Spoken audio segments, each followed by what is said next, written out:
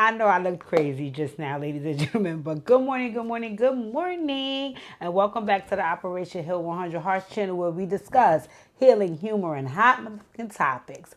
Okay, ladies and gentlemen, if you are here, first let me say welcome. If you're new to my channel, please hit the subscribe button and also the notification bell so you can get all my videos when they drop. Secondly, please hit the thumbs up because hitting the thumbs up is your free way of saying, DJ, I want to support your channel and I'm into your commentary. Last but not least, stick around because you are now here in the healing segment of my channel. And if you like this Dear DJ letter and you want to offer this person some feedback or you want to discuss some of the feedback that I may have offered this person, please feel free in doing so by sticking around and leaving your commentary below in the comment section. Alrighty, so let's get this started because I don't like to keep you folks too long. Dear Deidre, my sister and I had a fetish. We love hood boys. Growing up in Hubert, you know what? I'm wrong. Y'all right. Put my glasses on. My bad. My sister and I had a hood fetish. We love hood boys. Growing up in Hewlett Harbor, Long Island, we craved the city life. Our mom is from Brooklyn and she glorified growing up in the hood. So although she and my dad have afforded us a beautiful life, we still fantasize about the hood experience. So as soon as we got of age, we started traveling to the city to hang out and party. We fell in love with with the NYC nightlife and summers, so much so that from 19 years old, that ish became our lives. Anyway, we both met some fine men whom we both fell in love with. Hood men, of course. At 21 years old, my sis gave birth to my niece, and at 23 years old, I gave birth to my son. One night at a barbecue in Crown Heights, Brooklyn, the four of us went to, we decided to take my little brother. While at the barbecue, my man, my sister's man, and my little brother went to the liquor store. Whatever transpired at the liquor store between my man and some rivals erupted into a shootout, and according to my man, in an effort to shoot at the men he had the issue with, he somehow accidentally shot and killed my little brother. Oh, wow. My family has never been the same since. My son's father did 23 years in jail, and now he's home. He's coming home. My son is also graduating from NYU as well. The graduation will be the first time since trial that my family, aside from my son and I, will see my son's dad. I'm nervous, afraid, and my anxiety is through the roof. Please help me navigate how to maneuver this interaction. Sign, is my family too torn for us to move on? Wow, wow, wow, wow, wow, wow. I had so much going on. I'm ratchet. I have the earpiece in. I'm ratchet. Wow. Let me first send my condolences. I'm so sorry to hear this. I am so sorry to hear this. I'm so sorry to hear about your brother.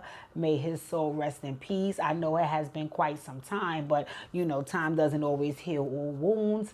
And grief comes and goes in waves. Trust me, I know I've lost a sibling. So let me send you guys my deepest condolences in regards to your brother. I pray that the heavenly gates opened up for him and he was able to, cruise on through, right? Let me also send some healing energy over your entire family. Because at the end of the day, like you said, that death didn't only affect your brother, your family, your son, it affected your son's dad, his family, so that's a lot. That's a lot. That's a lot. So let me send some healing energy in you guys' direction for the next phase and the next chapter of your life because what's about to take place is about to be very real. All right, so let's run it from the top. You guys were from Long Island. You started going out into the city into New York to hang into the city. It's you know what I meant. You started to hang out in the city and urban neighborhoods.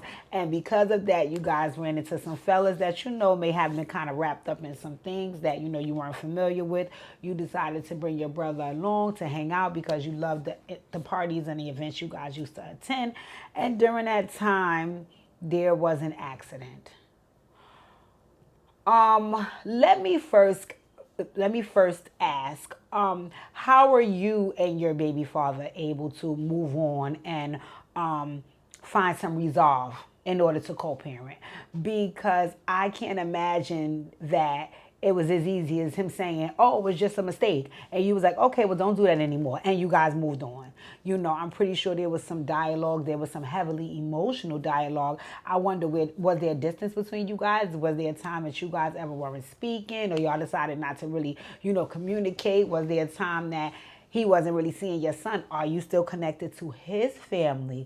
Does your family understand that it was a mistake? Do you really feel like it was a mistake?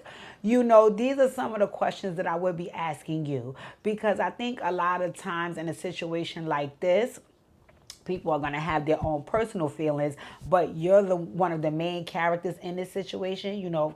Case in point, your family wouldn't know this guy if it wasn't for you, and he wouldn't be still involved with your life, I'm pretty sure, if it wasn't for the fact that you and him have a son together.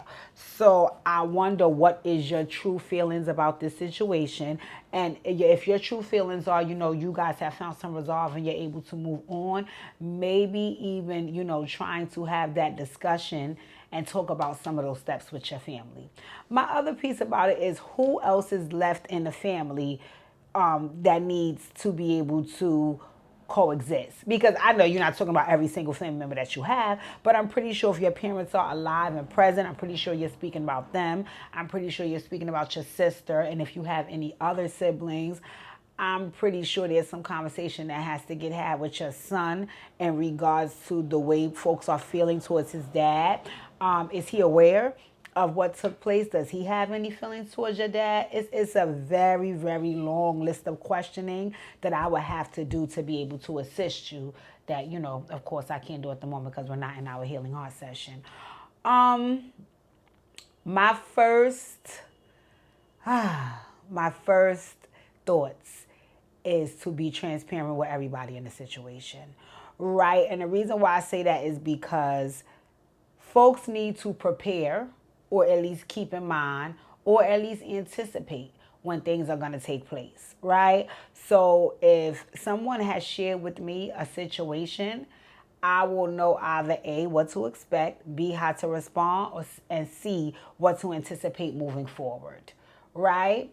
So I think that if your parents or your family members have this large amount of disdain for your son's dad, to a point that they don't even want to be in the same room with him, or they still have a very, very huge hatred in their heart for him, I'm not trying to be shady, and I'm not trying to upset your son's father, but he should be aware of that.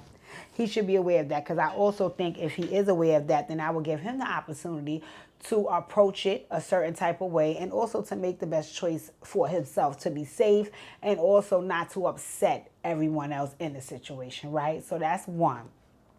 So being honest with your son's father about the feelings of the people involved in your son's life, aside from you and him, right? And before you can do that, the number one thing that you have to do is you have to be able to have the conversation with those people about what they're feeling, so you're aware. So that would be one of the first things you should do, is you should probably get with your parents first. You should probably get with your parents first. My suggestion would be to get with them alone, outside of gathering the whole family together. Because what I feel like could happen is, either one, everybody could take on the feelings of only a few people out the group, or two, everybody could just sit back and stay quiet and allow a few people in the group to take precedence over everybody else's, and you're not able to kind of come to a medium ground, because I'm pretty sure everybody has different feelings. So I think maybe grabbing your parents and pulling them to the side and saying, hey, I need to talk to you guys. And I think I said this in another one of my Healing Hearts, Dear Deidre letters, where I said, don't try to take people when you go to these type of events, or you want to have these type of conversations. You cannot take people to sporting events and places where there'll be loud music, or places where they have to interact and engage with other people in order to maintain the space. No, you want to be able to sit down and have eye-to-eye, face-to-face contact, so you can read a person, and also you can share some genuine and sincere feelings with that person, and they can actually understand and get it, right? So for me, I think maybe telling your parents seeing if they want to go out to dinner, seeing if they want to go out to brunch, or showing up at their home when no one is home and just having an opportunity to talk to just them two, or maybe if it's only one parent present, one, right? Um, being respectful of their feelings because you're asking. Because, see, that's another thing. It may be a situation where, they probably don't say too much to you about how they feel. You just know because of what they may say to other people or the faces they may make or their body language, but you're now asking them about how they feel. So if they come out and say something that you don't like, you have to kind of accept that and be able to take that in and receive it because you're asking me. I ain't come up to you and volunteer this information. You're asking me to share with you how I genuinely feel. So if it's something that you don't like or something that's going to make you unhappy, you have to be able to absorb it though because you're asking, right? Know when to back off because another thing is too, they may get emotional. Some yelling might start, some crying may begin. It could be a number of things that could take place, and you may want to respond to that, or you may want to continue the conversation even though some of these things are taking place. You know your parents your whole life, so you know their limits. So if it gets to a point where you feel like you may be pushing their limit, and that because that's not your intention, back up off the situation. Say, you know what, I just came here to see, gauge how you guys will feel, and clearly you guys may need more time. So can we revisit this conversation again? Right? So being mindful of their feelings and respecting their feelings and also giving them the space to be able to share their feelings, because that might not be easy too. They know that you're still in contact with your son's father. They know that's your son's father. So they may not even want to offend you and say anything too loose. You know what I'm saying? But you want them to be honest about their feelings because you don't want all of those feelings tumbling out on your baby father as soon as they lay eyes on him, right? After you gather the information from them and you're very transparent about the information to your baby father, then now we have to gauge how baby father may feel because, a part of me has remorse for everybody in the situation, including him. Because it sounds as though, number one on the list, it was not his intention to hurt your brother. Number two on the list, he would never want to have what I could imagine, an issue with his son's family because all of the rest of your family, whether they like him or not, he's still your son's father and they're still related to your son. So why have people who are supposed to be like family at war? So I could imagine that kills him every time. And then I think it's just a messed up situation to have to spend most of your life or half of your life or however much time he spent thus far in prison for something that you truly in your heart of hearts, according to him, did not mean to do. So he's carrying some heavy weight there. So you got to kind of try to get from him, like, what are you feeling? What are you thinking? What would you like to see happen, right? And if he may have a few things he may have tried over the years and it's like, what, F it. I'm not trying no more. Let the chips fall where they may. Or he may take the approach of, I don't want to do business with these people because what I did was not intentional. And if they're going to be angry with me, I'm not going to business with them because I didn't mean to do it. Or he may take the approach of, I got to keep trying to work it out with my son's grandparents and aunts and uncles and so on and so forth. Whatever he feels and whatever he decides, you don't want to overshadow those feelings, but you also have to keep kind of reminding him that at the end of the day, we have to work towards some common ground because you guys are family. He is a relative of his sons, and so are they. And I can imagine when he wasn't around, a lot of those relatives stepped in and took up the slack for him. So now, you can't call yourself going to war if it gets that far, or even having disdain with people who were doing what you couldn't do when you were present. And in all fairness to the dad, I couldn't do it because I made a mistake. We all make mistakes. So, I think trying to understand that he may be flustered and frustrated depending on what your family may say, feel, or think. But trying to also remind him that, look, we got to try to come to some common ground. Now, don't get me wrong. That expectation is not only of him. The only reason why I announced it to him first is because he's the villain in the story. The comeback will always be from everybody else. Well, I didn't hurt anybody. I didn't kill anybody. I didn't do anything. You know what I'm saying? they will always know how to turn it back on him. That's what you did, And once again, I get it. His rebuttal can and will be, if I'm correct, it was not intentional. It was not intentional. But, some folks don't care about your intent when things happen, you know, as you can see the court of law did. I also would like to know, and this is another one of my questions, what happened surrounding the trial? Because I think it may have been some negativity surrounding the trial, which is why maybe your parents haven't seen or heard from their grandchild's father ever again. And not to say if the trial, not to say that if it wasn't no tension at the trial, they would have been besties. No. But I think they might have been a little bit more open to having dialogue if throughout the trial process we were, trying to just come to some middle ground. It is fair for a person to stand up in a court of law and either A, admit to making a mistake, or B, sharing that I didn't do that. They have every right to save their own life. I just wonder what happened with the trial and what taste it left in your family's mouth, and also what taste it left in the mouths of the family of your baby father. Because how do they feel? How do they feel knowing that their son, brother, nephew, and so on and so forth is now upstate doing time for a murder that he unintentionally committed, right? Or, again, I was not there, I do not know, was found guilty of committing. I was not there, I do not know. So everybody's feelings is going to be sprinkling out all over the place, and you just want to keep the peace for your son. You need to keep the peace for your son. Let me drink some water. So now, my dear, once you've taken everybody's feelings into consideration and you've heard everybody out and you've done your best to be compassionate and caring and accepting of everybody else's feelings, I think you need to try to have a final conversation before graduation to say, Mom and Dad, I love you. Baby father, I love you. Sister, I love you. Baby father family, I love you. I love myself. But at the end of the day, nobody here is more loved and more important than my son. So I must get his feedback, and then I must take whatever he feels into consideration, and then I must make the best decision for him.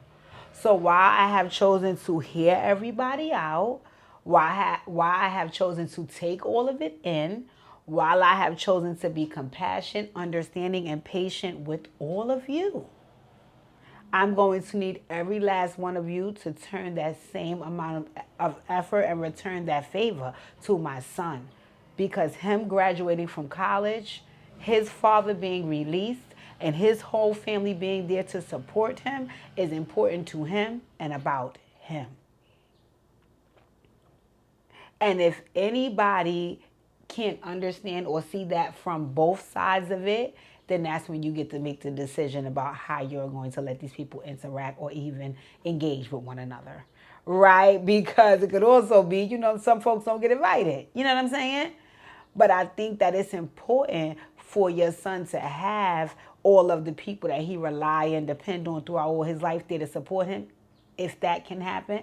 But if it can't, I think that he has to understand that. But they have to be willing to understand that this is about him.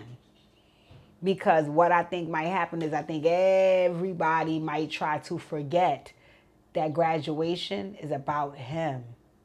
You know what I'm saying? His uncle getting murdered is horrific. His uncle getting murdered by his father, allegedly, is horrific. The division between both of his families is horrific. And at the end of the day, I'm pretty sure he has had to bear the brunt along with you for a long time. A lot of what everybody else feels about such a sticky situation. But if just for this one time, it needs to be about him, everybody else in this situation needs to understand that and allow it to be. And the folks that cannot do that for your baby, and this is one of his biggest accomplishments to date, along with you as well. Congratulations, my dear. If anybody cannot do that for your baby, then you need to reassess the relationship you have with them. Because right now, even with dad coming home from doing the long bid, even with all these feelings and emotions and grief going through everybody else's mind about your uncle, even with all of that going on in these moments right now, it's about your baby. And we cannot take the spotlight off of him for everybody else. They're grown. Okay, so I think that in the end, if you can't get folks to understand, where you're coming from in regards to the whole, listen, I'm just trying to give my son a celebration and I want folks to come and everybody get all up in their feels and tell you what they ain't doing and what ain't happening and so on and so forth. They have the right to tell you that, but you also have the right to remind them who it's about. And if there's any pushback or misunderstanding with that, then, you have to reassess those relationships. It doesn't matter who it is. What's happening for your son in these moments is crucial. He deserves to celebrate.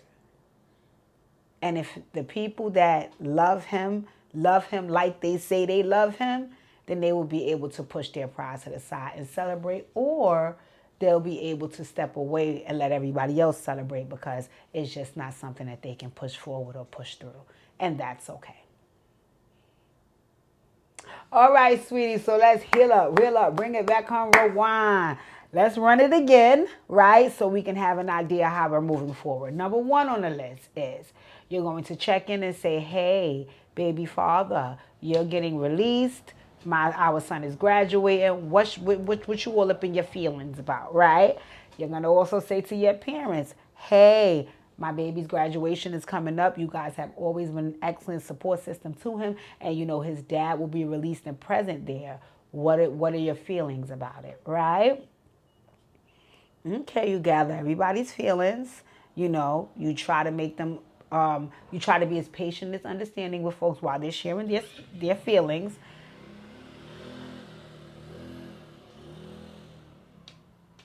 Spring in NYC. Anywho, and afterwards he said, okay, well, let me just share with you guys some of what I'm feeling, approaching a college graduation for my child. And then I also think you need to start reminding folks about who this is about and what's important in these moments. And after you do so, folks will kind of share with you what can and can't take place on their behalf. So you may have a family member say, I love Lord Quan Quan and I'm proud of Lord Quan Quan and he did his motherfucking thing, but I cannot sit in the same room of the nigga who killed Harry, so I ain't coming. Okay.